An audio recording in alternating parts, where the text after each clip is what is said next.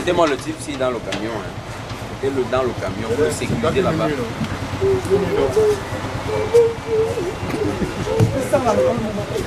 C'est tout ce qu'il reste à ce jeune homme.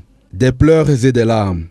Il vient de tomber dans les filets de la Brigade nationale de contrôle des produits pétroliers du ministère de l'eau et de l'énergie.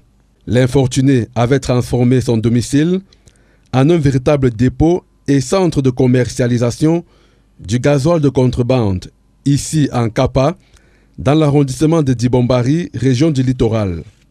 Les éléments de la Brigade nationale de contrôle des produits pétroliers vont prendre plusieurs minutes pour vider les 4 tonneaux contenant du carburant issu de la contrebande.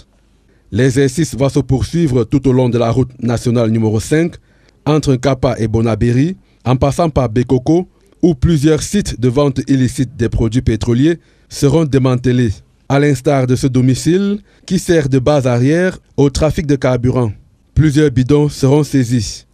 Outre cette saisie, les brigadiers du ministère de l'eau et de l'énergie vont procéder à la destruction des comptoirs qui servent de présentoir et de vente des produits querellés. L'opération a été menée avec le concours de la gendarmerie nationale et vise à neutraliser ces contrebandiers.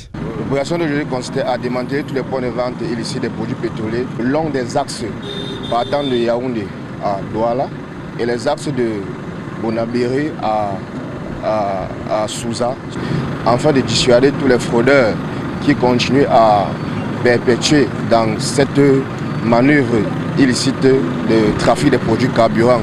Et à travers cela, à travers les missions régaliennes du ministère de l'eau et de l'énergie, la Brigade nationale de contrôle et de répression des produits pétroliers a mené à bien des assauts aujourd'hui.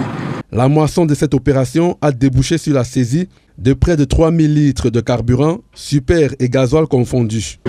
Il y a des carburants qui viennent par exemple du côté du sud-ouest, d'autres qui sont siphonnés à travers des camions citernes avec des transporteurs qui continuent à frauder dans ce sens. Donc, il est important pour nous de faire une veille toujours systématique afin de démanteler ces différents fraudeurs. Ces produits pétroliers seront examinés dans un laboratoire approprié. En cas de bonne qualité, ils seront revendus aux enchères. Dans le cas contraire, ils seront simplement détruits.